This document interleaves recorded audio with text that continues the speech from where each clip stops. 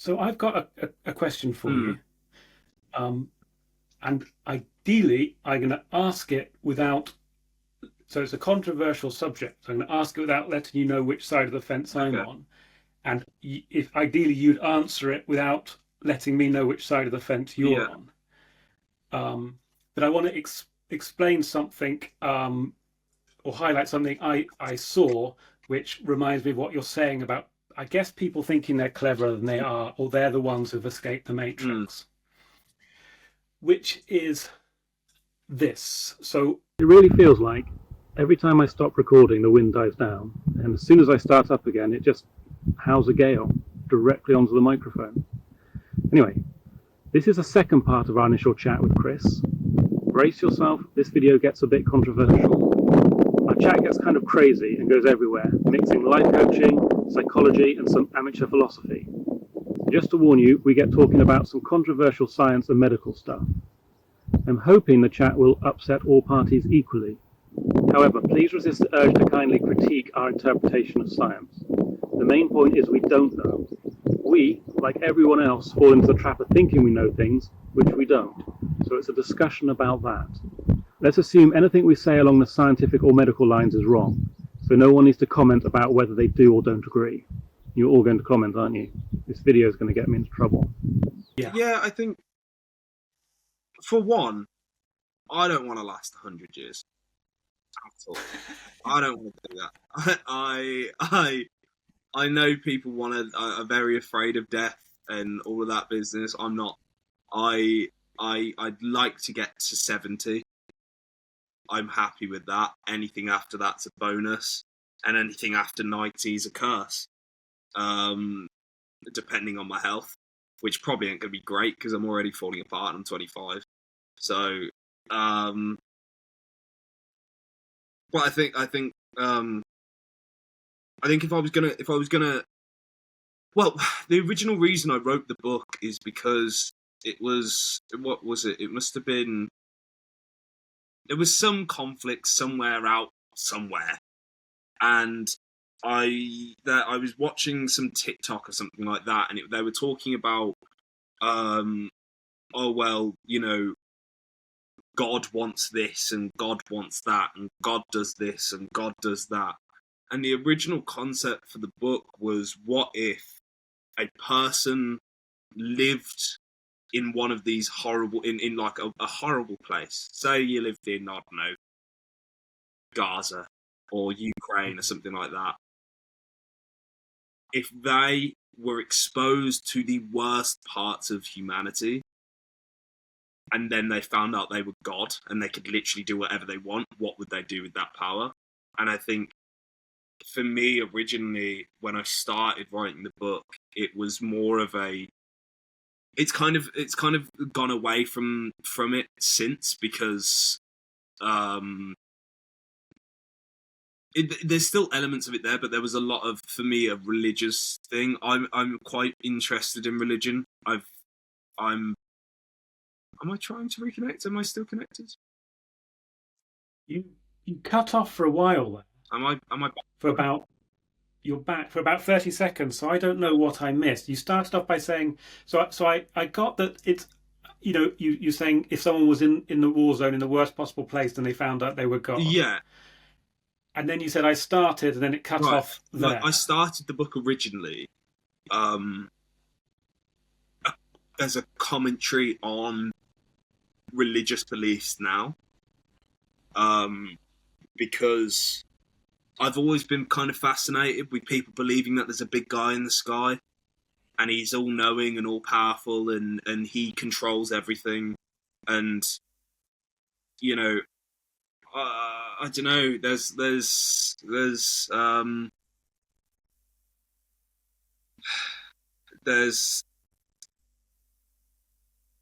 there's a part of me that is really scared about the world that I live in. And I think for me, being able to contextualize that within a fantasy story is really important. And I think when I'm personally reading stuff, like I just finished the way what's it called, Stormlight Archive by Brandon Sanderson, and in it there's a lot of opinions of some things about religion and how people are religious and stuff like that, and I think people don't question enough. I think, and I think when you look in a fantasy story, when you look in any story, when you're looking at a film or something like that, you kind of, people have got this weird bit, like it's a really strange thing, because if you're watching Star Wars or you watch Robin Hood or you watch I don't know, I'm trying to think of other things now.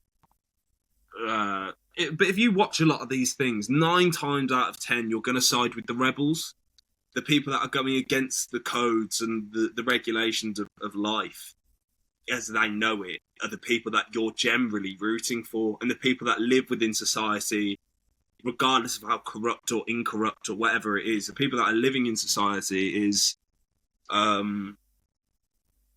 are the bad people as such, like the kings and the emperors and all of this kind of stuff. But then people see the same thing happening in real life, and they go, "Yeah, but the government," you know what I mean? Like what's like if you looked at, say, you know, I don't know, I couldn't give you an example, but there's so many things in, like, just off the top of my head, but there's so many things in that reflect real life, and people recognize it as bad within the film, but not within, or the film or the book or whatever it is, but not within real life. And I think being able to, like, make people what, because people, especially now that we have like we have a 5-second attention span because of TikTok and all of this kind of stuff. Like, people just don't have the attention span.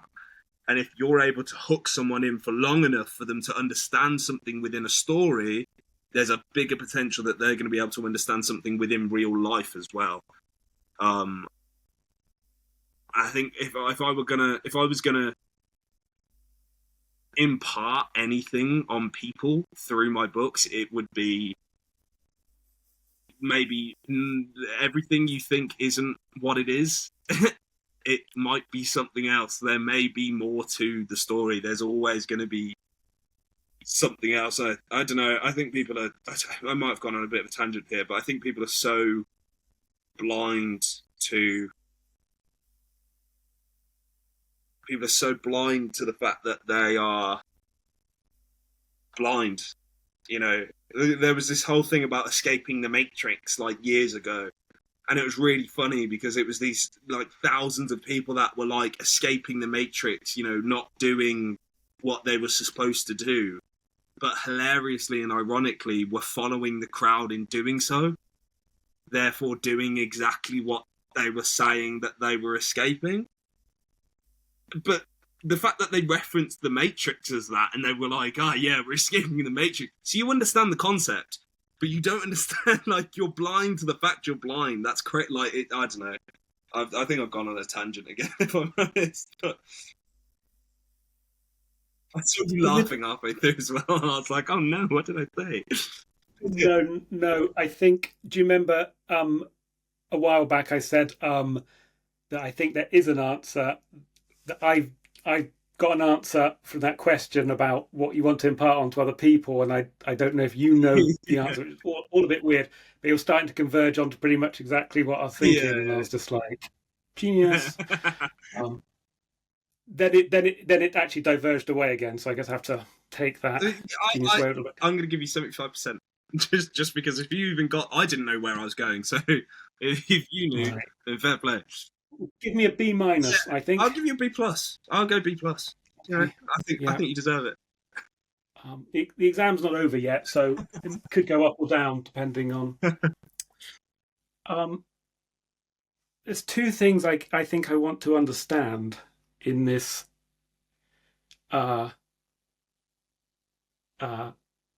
ex life coaching session and now psychology session, but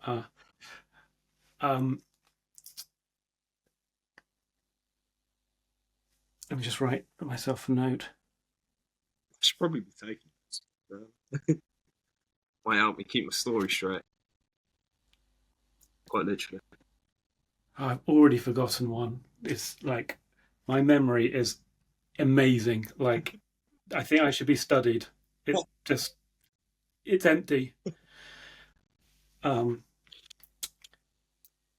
um,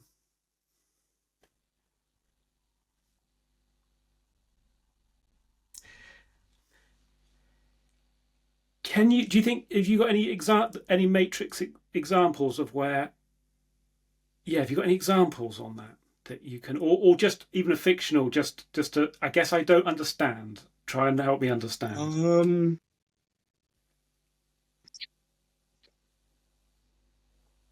So okay, this is in my opinion, my personal opinion. The Matrix as a film is showing is kind of I mean, have you ever watched The Matrix? Hmm? Yeah. So, they're in this big computer and they're being fed everything that they want, you know, to be fed, kind of thing. Mhm. Um, they live their lives inside this machine and they're kind of clueless to it. And the people that escaped the Matrix essentially were saying that they have escaped the machine. They understand that, to be honest with you, I didn't really understand. Because to me, with the whole escaping the Matrix thing, it was more, you're not following, you're not behaving in the way that society would want you to behave as such, but not in a way of like, oh, I'm a rebel. It's more of you're just being so genuinely yourself that you can't, that you can't be put into this computer kind of thing, if that makes sense. Like, I'm really sorry, my computer I did think it said did. I did think it did. No, that's fine. That's cool. um, having slated people in their twenties for having bad tech, mine glitched out. No, Um, so starting. Sorry to do no, no, this, no. It's and fine. it'll all be recorded back, but I want to know now. So yeah, so the Matrix. So I got I that think bit. I think the way that people would view, or at least how I understand, I'm very much protecting myself here. Like, at least how I understood it, people were escaping the Matrix by, like, a lot of people were like doing like stocks and all of this kind of stuff, and they were just making money, a lot of money, and they weren't working like the average 9 to 5. Essentially, they'd escaped the rat run. You know what I mean? Uh-huh. Um, but in doing so, they joined the rat run of a completely different type. Like, if I were to, if I were to go online and somebody was saying, "Look at what I did. I quit my job and moved to Canada, and now I travel around in a van." And then I went, "Oh, that's a wicked idea," and I went and did that. And then thousands and thousands and thousands of other people went and did that. And I'm sitting there going, "Oh my god!" I tell you what, I'm a cracking geezer. No one's as smart as me. I've escaped it. I am out. That's kind of what people did to me in my head, in like, because I don't know, like the Matrix. It's a weird concept. It's a weird thing. I just think people are a bit. I think people like to think they're really smart when they're actually thick as stones. Yeah, I'm not a particularly smart person. I'm quite opinionated. I have a lot of ideas. I don't think I don't know enough about. I've not experienced enough of the world for me to ever say I know anything. For like, I know, obviously within reason, but I don't really know that much. I don't know what it's. I don't know what it's like. I think I don't know what it's like. Living on the streets, or or or or struggling for dinner, like in not being able to eat every day and stuff. I don't have experience in that kind of thing, and I completely forgot what my point was here.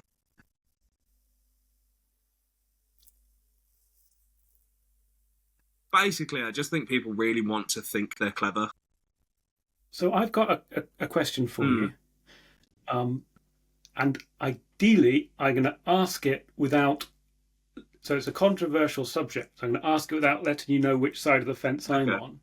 And if ideally you'd answer it without letting me know which side of the fence you're Yeah. on. But I want to explain something or highlight something I saw, which reminds me of what you're saying about, I guess, people thinking they're cleverer than they are, or they're the ones who've escaped the Mm. matrix, which is this. So in the COVID pandemic, there was a massive thing about vaccines, and you had people who were staunchly pro-vaccines and people who were staunchly Mm-hmm. anti-vaccines. And the vibe I got from picking anyone at random, let's say the vibe I got from people who were very pro the vaccine is that they were the ones who understood the Mm. situation. They understood all the dynamics of it, and they were neutral and making decisions based on accurate information that they Mm-hmm. had, and that the other people were naive or prone to drama or anti-establishment or something like Yeah. that. Yeah. Yeah. Yeah. The staunchly anti-COVID vaccine people or anti-vaccine people in general kind of felt no, they had seen under the veil. They understood the connections between the government, the drug companies, marketing, scientists, all this kind of stuff. Yeah. They understood actual history of drug disasters, Yeah. and that they were the ones who had seen under the veil. They were the clever ones. They were the ones making a neutral, unbrainwashed Mm. decision. And it's the other ones who were the ignorant ones who didn't see it. Yeah. They both seem to think like they were the ones who, Who knew it all? I don't know if it's a bit of a stretch, but escaped the matrix, escaped the Yeah, brainwashing, but that's escaped exactly what it is, though. It's because on the one hand, the people that are saying, "Oh yeah, the vaccine is 100%. Yes, you have to have like it's the thing." You don't know that. You don't know that. And the people that were like staunchly against it, you don't know that. You do not know that. And it's like, oh well, I read about this scientist, and it's like, shut up then. You don't know. You do not know. Unless you are in the lab doing it yourself, you don't know shit. Sorry, excuse my language. But you don't know anything. You do not know anything. To you can't claim to know something off second hand research.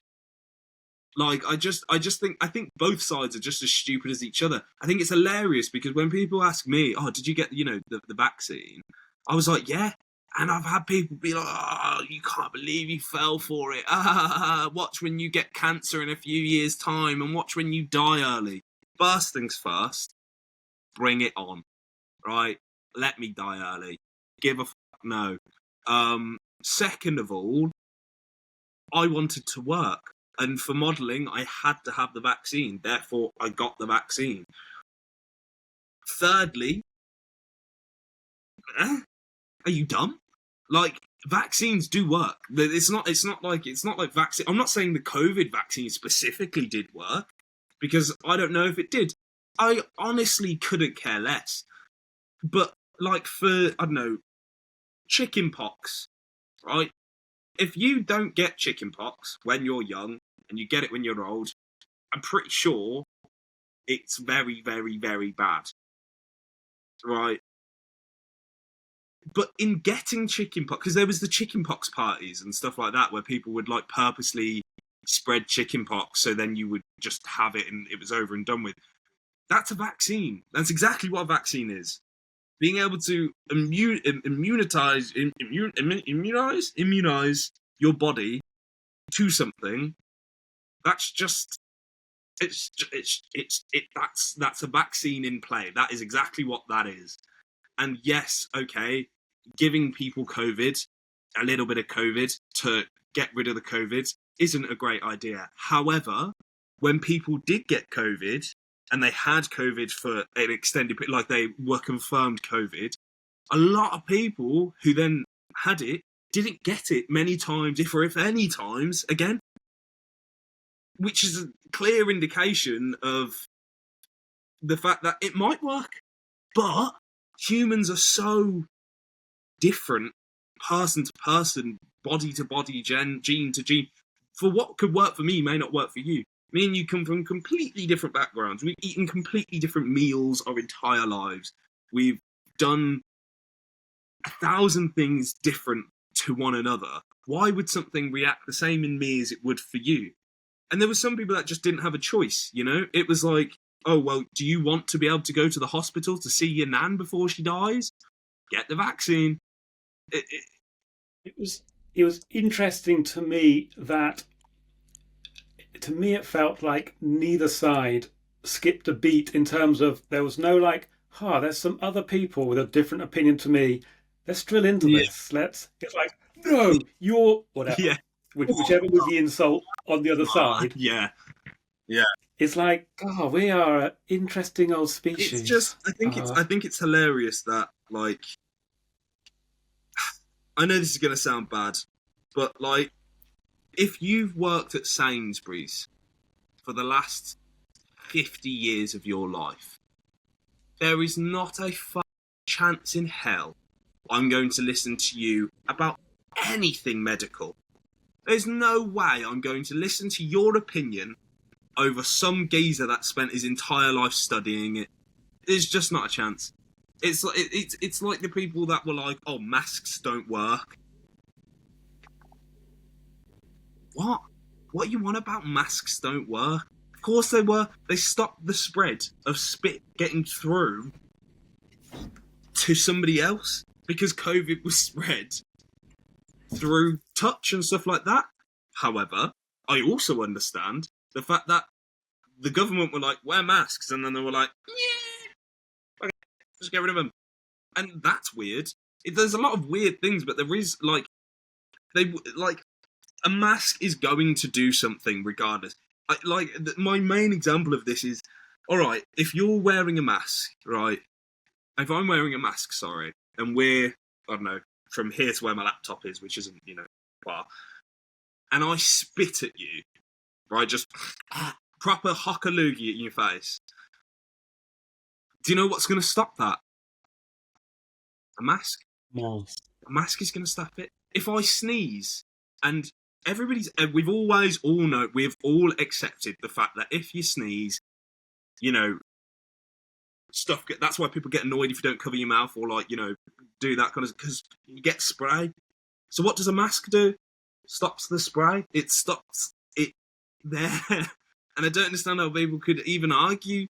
Like, I don't know if the masks were necessarily helpful for COVID, but saying that masks don't work as a whole is a stupid thing. Because why would surgeons wear them in surgery rooms? Why would people in, when they go into, like, potentially toxic areas and stuff like that, why do you think they cover their mouths?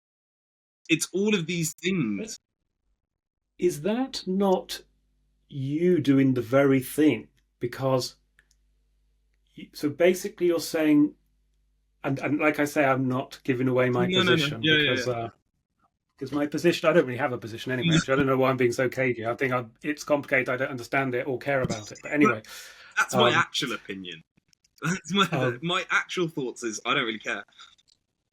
But because surgeons wear a mask in surgery and because masks stop sneezes, doesn't necessarily mean that overall it stops a pandemic. No. Until that has been tried and tested on that disease on a mass scale. No, but we couldn't test that on a mass scale until we tried it. And if people refuse to try it, then you have an unsteady, you have a biased collection, so you'll never actually know if it works or not.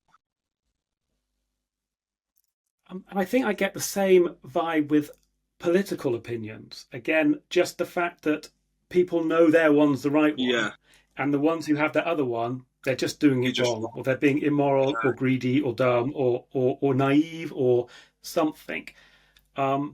Anyway, the reason this is relevant is because, or relevant to me anyway, is because, in my opinion, knowing we're right traps us in unhappiness. Because one, no human has ever been right. Our brains are too simple compared to the complexity of the universe.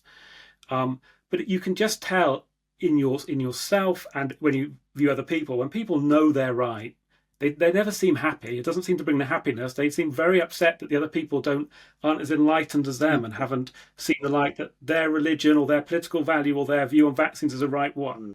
So I guess my point is that if that's something you recognise, I don't know if I'm squidging the matrix thing in the wrong direction, but if that's something you recognise and something that there's some kind of underlying theme in anything you write, even like super subtly, like that is a tremendous service to humanity, because being right is a curse, and we're not.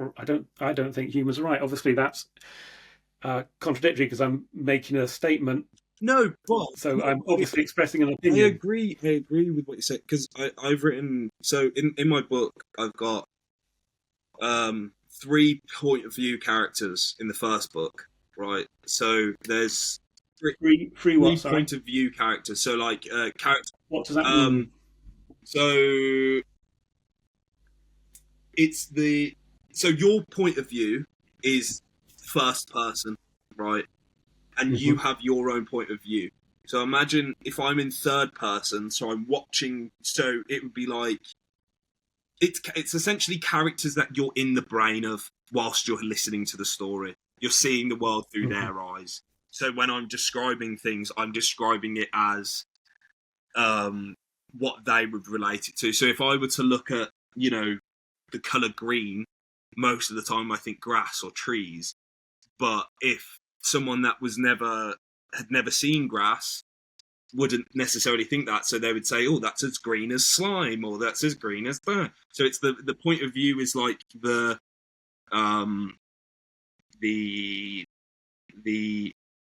perspective of which you're seeing the story, the person you're seeing the story from, who's telling you, whose life are you, whose eyes are you seeing through. So I have 3 characters in my book. In the first one, so there's Trin, which is I'll start with the start of the way. There's Quinarin, or Quinn, and he's a veteran, and he basically essentially he was betrayed by the Empire, kind of worked out that war isn't really worth his time, isn't worth anybody's time, and that it should just be left alone. So he's kind of made this, he got given this homestead, and he's made a family, and he's made a life for himself. And he wants nothing more than to protect his son and make sure his son never, ever has to fight, because that's what's right. Because it's not right to fight. It's not right to kill. You don't need to kill. You don't need to fight. You don't need to be in wars. And then you've got Trin's perspective, where Trin has always dreamt of being a soldier, has always dreamt of exploring the world and, being this extravagant, legendary warrior, which is kind of an absolute clash between those two, because they both think they're right. Quinn's convinced that if his son doesn't kill anybody ever, if he's protected his whole life, he will never have to do anything hard. He will never have to see the hardships. Trin, thinks that his dad's pathetic and thinks his dad's weak because he can't fight, and he won't fight, and he won't allow Trin to fight, and he won't allow anybody to fight. And then there's a third character whose name's, in the beginning of the book, it's Caveman. But Caveman is essentially a guy that they find at the bottom of a cave, and he has no memories and he has no thoughts. He has no thoughts, just no memories. He doesn't really know anything, and he's being given 2 sides of this, 2 sides of the same opinion, and kind of delving into both and seeing how he sees what he believes is right and what he believes is wrong, and what feels right to him and what feels right to wrong to him. And I kind of wrote the character to be almost like a blank. It was so. His character was primarily to give the audience a person with a clean slate that they can build their opinions with. You know what I mean? They might not necessarily agree with everything that Caveman comes to the conclusion of. They might not agree with it, but they will have had the same stimuli and have completely different results. And I think for me, that's everybody all the time, every day is just we're all given everybody's opinion, and it doesn't matter if they're right or if they're wrong. It doesn't matter. It doesn't matter if Trin's right, for example, because what happens throughout the story is that the world is forced on them, and he has to kill.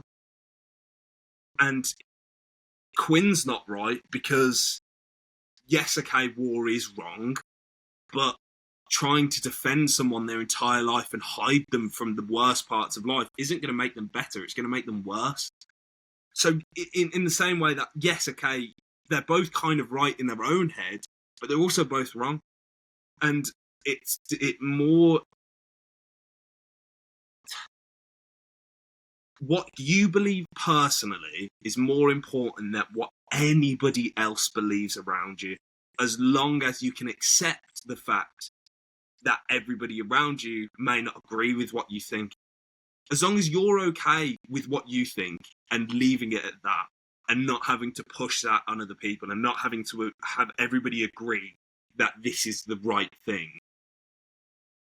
That's because, like, I've always got this thing about, like, world peace. Like, people are like, oh, world peace there. Do you know, like, the things where it's like, would you rather have world peace or £1 million? I'd rather have £1 million, right? Because world peace can't exist. It physically cannot exist. The only way for world peace to exist is for everybody to literally just go, all right, your opinion's valid, but I don't agree, and just leave it at that. It's just,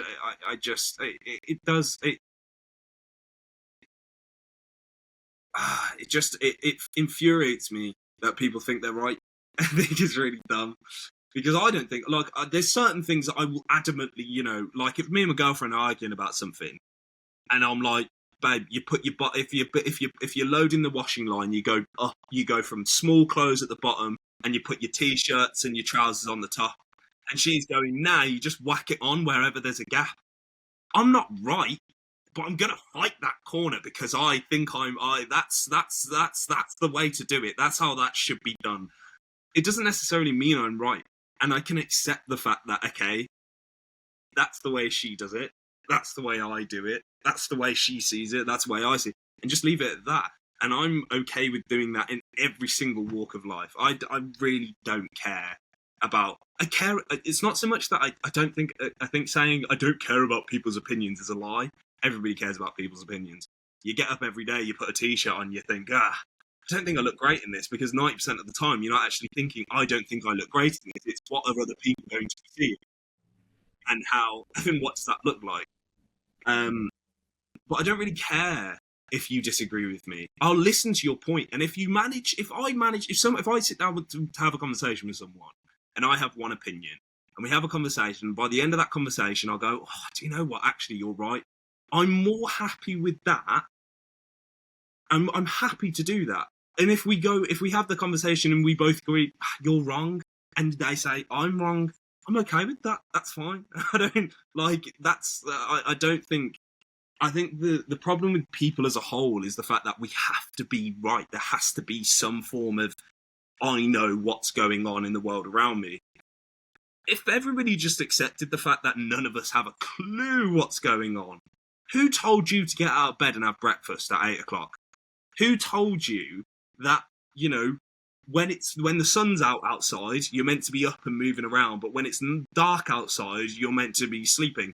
Nobody told you this information. You just decided because of the stimuli around you that that's the right thing. And everybody just goes, yeah, okay, that's how the world works.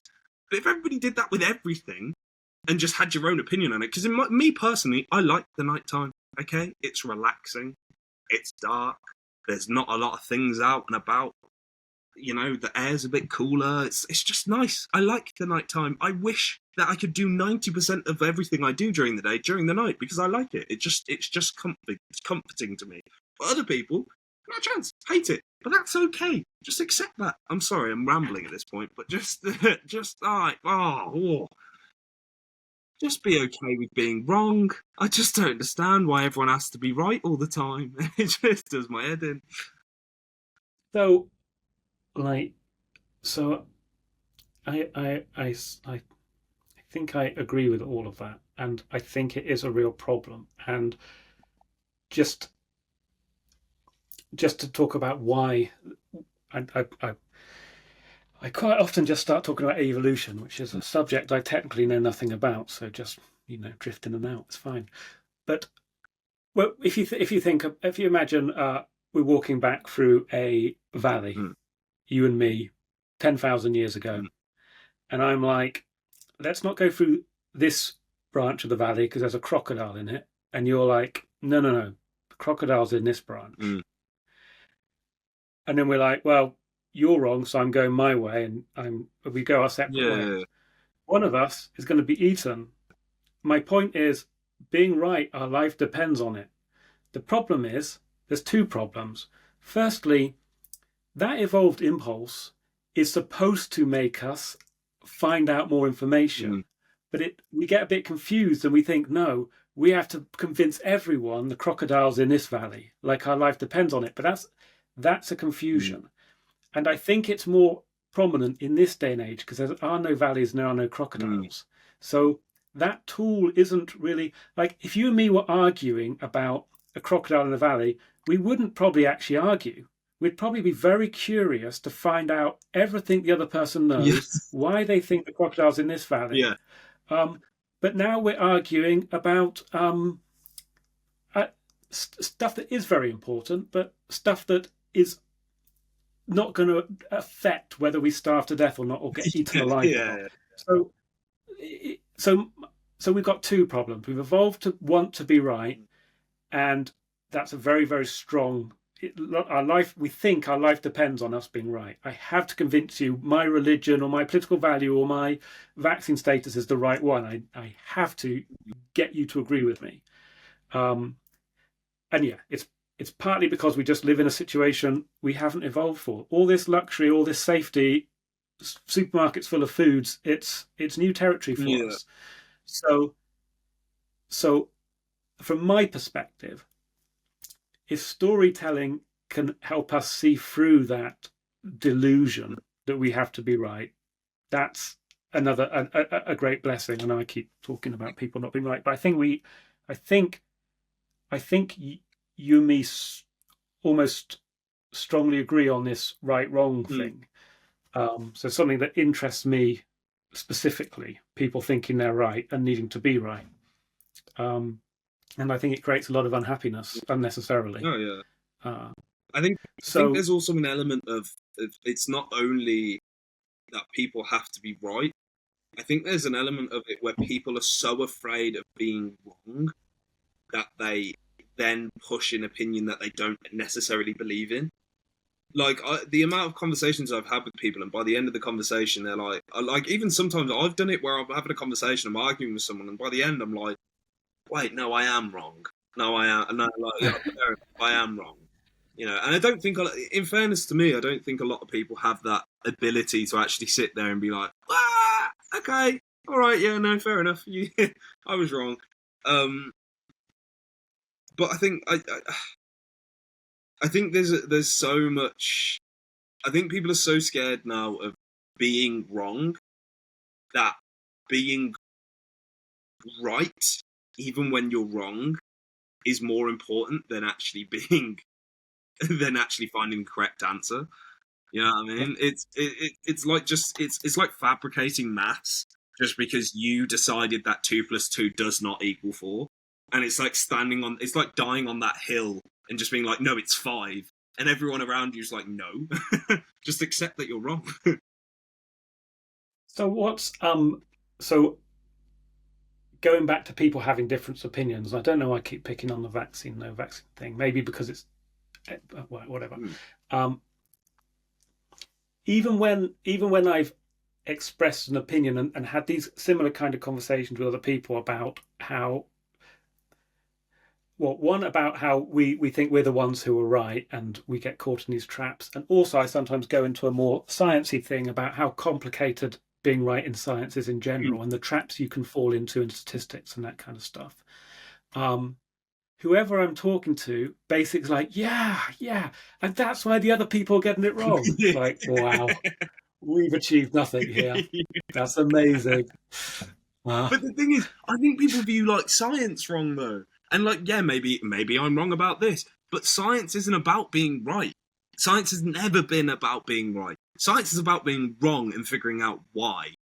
Like the amount of stuff that like if you think of like string theory, like physics and stuff like that, one guy didn't sit down, write it all down, and go, well, that's the answer, and everyone looked at it, worked out the same maths, and went, yeah, that's the answer. Because all the working out's there. You can see exactly how they've got from point A to point B. But the whole point of science, the whole point of conversation and debate and everything is to find out why you were wrong and what is right. And they do this constant, like science is doing that constantly. And when people are like you can't. Yes, science is the art of trying to find the truth, right? But in trying to find the truth, you have to dissect through a whole lot of lies, a whole lot. So I would argue that science is about trying to find better and better models, and maybe models of the truth. But I would like to think scientists the good ones try and keep their nose out of the truth and leave that to philosophers and religious people. Because you kind of I think you want to always be questioning. And a slightly separate story, but it was a interesting moment for me. So I did physics at university, which I can remember none of it, and I was not a great physicist. But I remember learning a theory, I don't know what year it was, and they basically said, look, this is the most accurate theory scientists have. We're 99.999, a bunch of nines% sure about this theory, and we're only 0.001. And to me, I was like, whoa. You should be 100% sure. It's like this is the most accurate theory we've got, and we're not even sure. Science isn't even sure about the most accurate thing. It's like, Yeah. and it's like, it's just an enlightening moment because it's like, that's so science isn't right. Science is even our most accurate theory has a calculated possibility of error in it and all that kind of stuff. It's like there is near enough no 100%.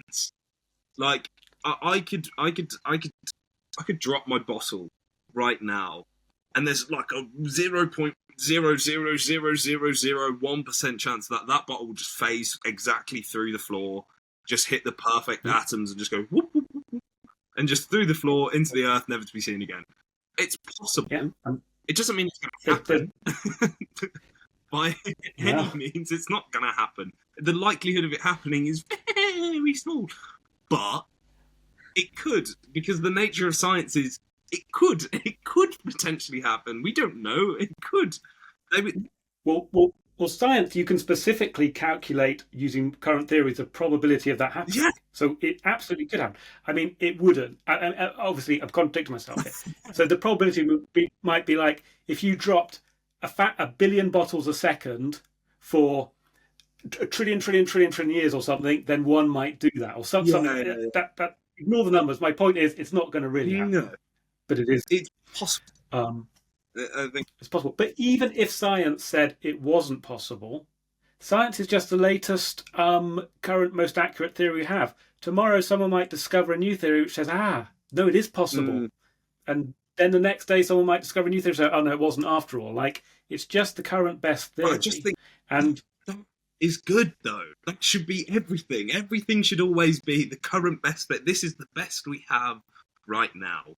This is what we understand right now. It doesn't necessarily mean it's right or wrong. It doesn't necessarily mean anything. It just means that right now, this is what we understand. Cool. Wicked. Well, we've solved it. I mean, for everyone now. So everything. World solved. Peace. Yeah. I need to ask you a couple of different questions. One is I'll do the slightly boring one, I guess. Where are you at with like exercise and healthy eating and that kind of stuff? I'm trying to get back into healthy eating. I eat rather poorly, to put it quite nicely. I don't really I used to really eat like 4,000 calories a day of just pure like it was just chicken and rice and broccoli and stuff like that. And then I kind of slipped into sugary stuff and don't really work out much anymore. But I literally yesterday got my gym membership back. And then yeah, I'm trying now just to eat a little bit better and treat myself a bit because I did notice there's a slight difference my um in my it's not so much my productivity. I feel like I'm less productive the more healthy I am because I'm so focused on everything else. I'm so focused on the healthy stuff that I struggle to get like the productive stuff done. Like I'm so focused on going to the gym that day that I don't write because I've gone to the gym and I've exhausted myself at the gym and then I'm done for the day.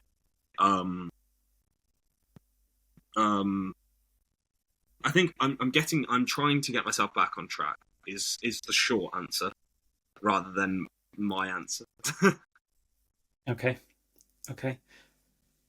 Let's go with the short answer for now, but I'll probably drill into that more later on.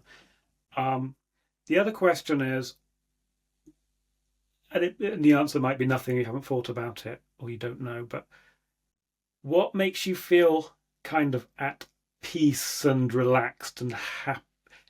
Not well, maybe let's take out the word happy. At peace and at one and relaxed and stuff like that. I think for me it's a lot of the time just walking and just not really, it's the times when I don't have to pay attention. I think is the most when I feel the most me. I think me myself as a person, I'm quite a peace. I'd like to think myself quite a peaceful person.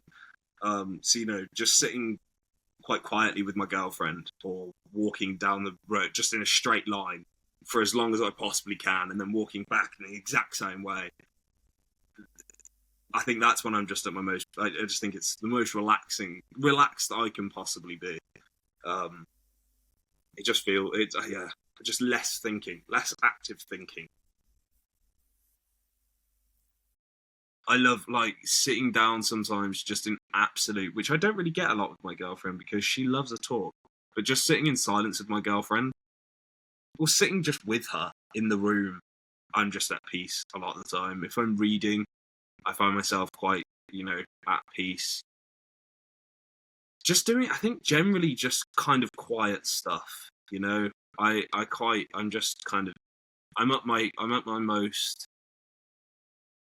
I'm at my most me when I'm just keeping to myself kind of thing, if that makes sense.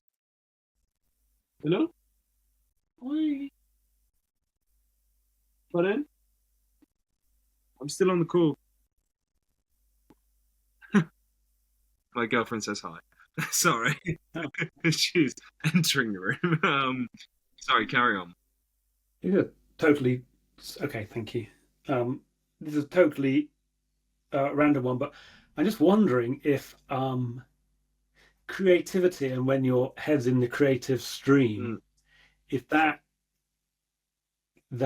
what seems like getting ideas for free actually comes at a cost of energy and awakeness and stuff. I know there's probably lots of factors in that, but in terms of lots of factors in what might make someone be tired. But I wonder if a lot of creativity drains the system somehow. I agree. I would say so because like I think when I'm not actually like physically typing and I'm just sitting thinking and I'm like monitoring the book and I'm like going through things, even if I'm just sitting in bed going through things in my mind before I go to sleep, it is a it sounds weird because obviously you're not physically doing anything, but it is quite taxing to be constantly, your brain is just constantly going, and it wouldn't be so bad, I don't think, if it was things that had no substance. But I think so many of my thoughts have so much substance in terms of like there's so many pathways that they go down. It's not like I just think, oh, that leaf over there seems like a good idea. Put that in the back of the memory bank. My brain looks at the leaf and I'm like, there's a little bug on that leaf, and that little bug is at war with the other little bugs on the tree above him, and he is being like, I just my brain it just cascades down Well, constantly. if you're thinking of story related stuff, then your brain's going to be connecting Yeah, dots and merging pathways, and that is energy consuming. Um, yeah, yeah. It's one of them things. It's like I wouldn't change it for the world. Would not change my ability to create, as in like mentally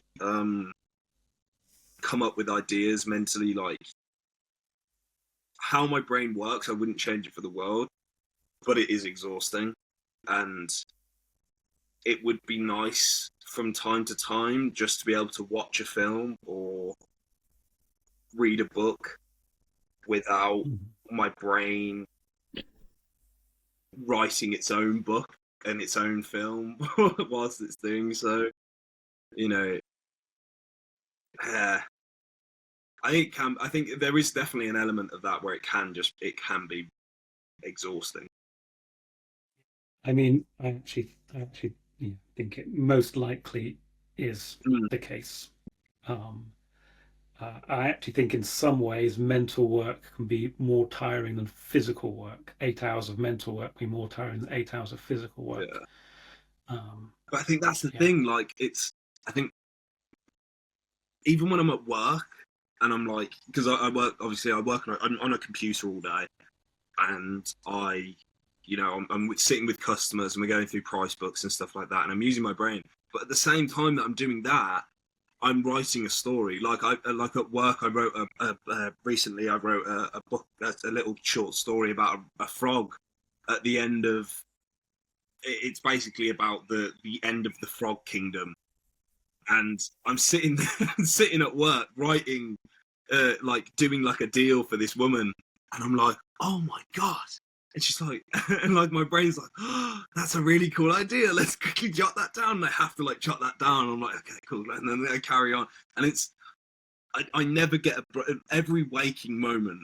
There's thoughts of stories or characters or plot lines or potential cool things. There's always something ticking on in my head. You know, I've got like 5 or 6 ideas right now in my brain that are just like, like it's yeah, it's a lot. It can be a lot. Okay, so a few different things. Probably wrap up in the near Mhm. future. Um, I've only got just realised it's been 2 hours. I swear this was meant to be like an hour, wasn't it? Just got No, it was two it's hours. It 2 hours. was six till Oh, eight cool. All right, originally, cool, but cool, cool. I think we didn't quite start at six between multiple Yeah, things. no, to be honest with you, I thought I chatted for so long we went over the time, so I'm glad this was actually meant to be how long the session was.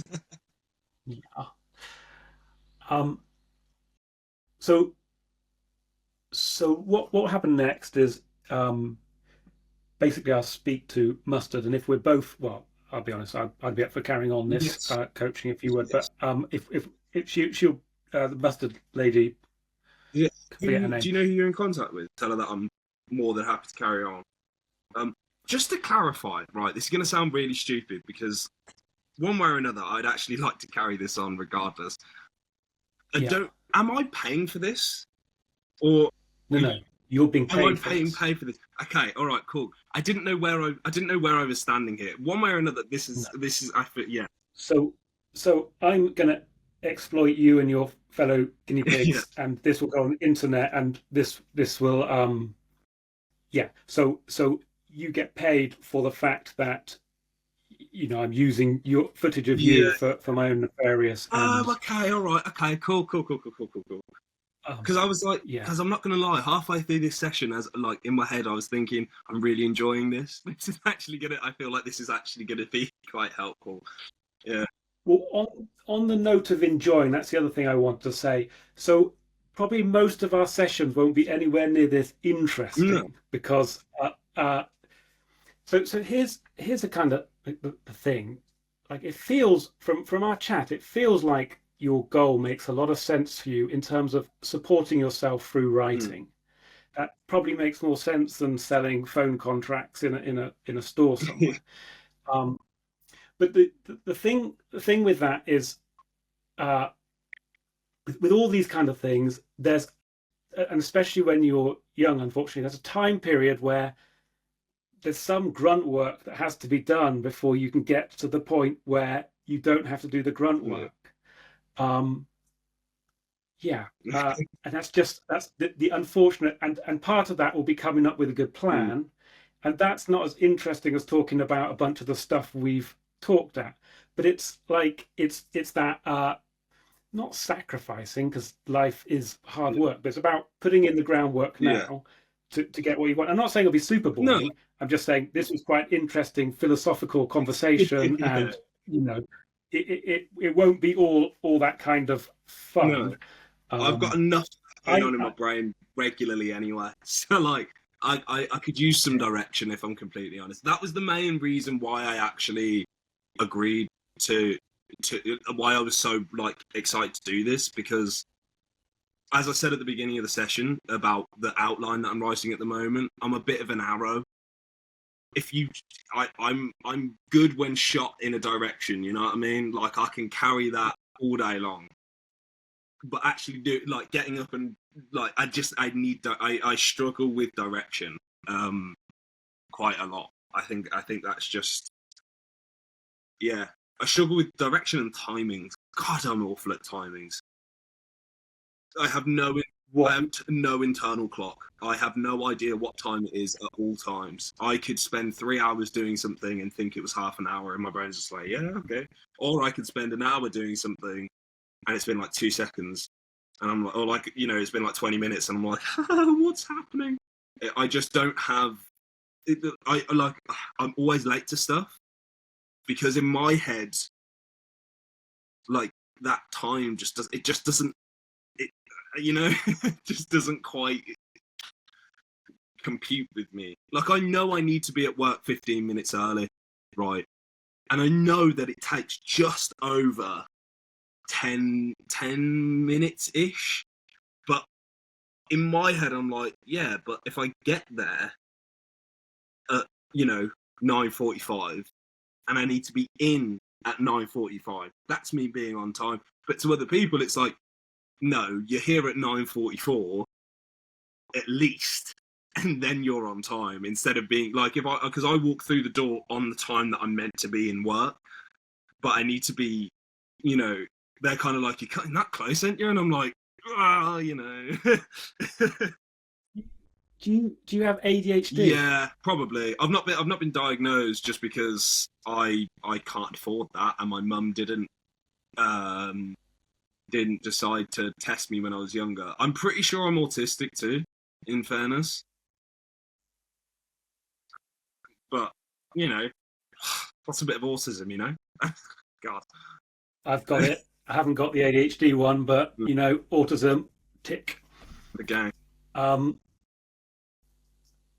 One of the things we so these videos are obviously going to be quite long and involved on YouTube, and one of our marketing strategy is, to cut out fun little clips that are 30 seconds long and put them on the YouTube Mm, Shorts to kind of grab people when they're in the short tension mind yeah. frame. Um, but I'm thinking I'm going to see how it plays out, because I'm thinking one of those clips might be you saying where you're like, "Sorry, are you paying me for this, or am I paying you?" Amazing. You're like, I have no idea what I've signed up for here. Uh, yeah, Yeah, no. uh, yeah. Like that. I like that. You have my full blessing. You have my full blessing. Although I might have missed the business opportunity, I should have been. Oh no, no, yeah, you're paying me for this. Yeah, that's uh, we'll invoice you at the end of the month. It's fine. I'd have been like, Uh, I'd have been like, Joe, I'm really sorry. I ain't got no money, bro. I ain't gonna lie to you. I'm in debt. I got debts to pay. Oh man, yeah, it's peak. It's peak. yeah, no, this has been awesome. Thank you for agreeing to No, do it's that. been my pleasure. Thank you for having me. Yeah, perfect. So the next stages are I need to watch through the footage, I need to work on your document, and then we'll go through the document together and you'll tell me what's right or wrong or all that kind of stuff. And then before the video goes out, I'll send you a link to it so you can say, oh, I'm not happy with that. I imagine when I send the links, most people won't watch them and they'll just trust our judgment because they're long videos, but totally up to you. You can watch it and say, no, could you take this out or whatever it is. But yes, yeah, and like I said at the beginning, if you just leave your system on, mine says 99% uploading. I don't know if yours 85, so I'll just leave it as is when we put the phone down. Yeah, yeah, that sound cool. Well, lovely to meet you. It's lovely to meet you too. I will speak forward soon. to working with you. This is going to be awesome. I'm very excited. Very, very excited. All right. Awesome. Yeah, and I'll drop Hope an email tomorrow morning before when I'm at work. And I'll let her know that I'm happy to continue. So whenever you get in contact, she'll just know straight away that I'm already on board. Yeah, it's a slightly different arrangement going forward because basically we pay for a big block of time, then gets cut up. So something along the lines of we pay for 8 hours of your time, but then we only use 4.5, but it's cut up into weekly or bi-weekly 45-minute sessions. So it's pretty good hourly rate. So just let me know what the just let me know. Just keep me in the loop, and I'm happy. You know what I mean? Like I to be completely honest with you, even if I'm not going to say that because I'm happy with the amount that I'm being paid, and I need it desperately. Keep our business heads on here. But hypothetically, if it was less, I'd still be involved because I think I appreciate the I think it may be helpful for me, but that's not to say. No. We appreciate the footage. I'm loving it. It's all good. All right, wicked. Awesome. Have a nice evening. You too. I will. I'll be sure to keep this on, and I'll let you know when it's finished uploading. Oh yeah, that would be really helpful. Yeah, I'll drop you a message. No stress. All right, perfect. Cool. Well, thank you, Joe. I'll catch you in a bit, buddy. Just to be clear, we're not experts in medicine, religion, or politics. Not even close. We're just interested in how certain everyone is that they've got it all figured out. Please resist the urge to comment below about how you're actually right with your tremendously well thought out reasons why. Just as I suspected, this video did get me in trouble. Remember, no comment wars. I can sense you writing. Stop writing. Don't do it. Don't you press that send. Don't press that send button. Don't you do it.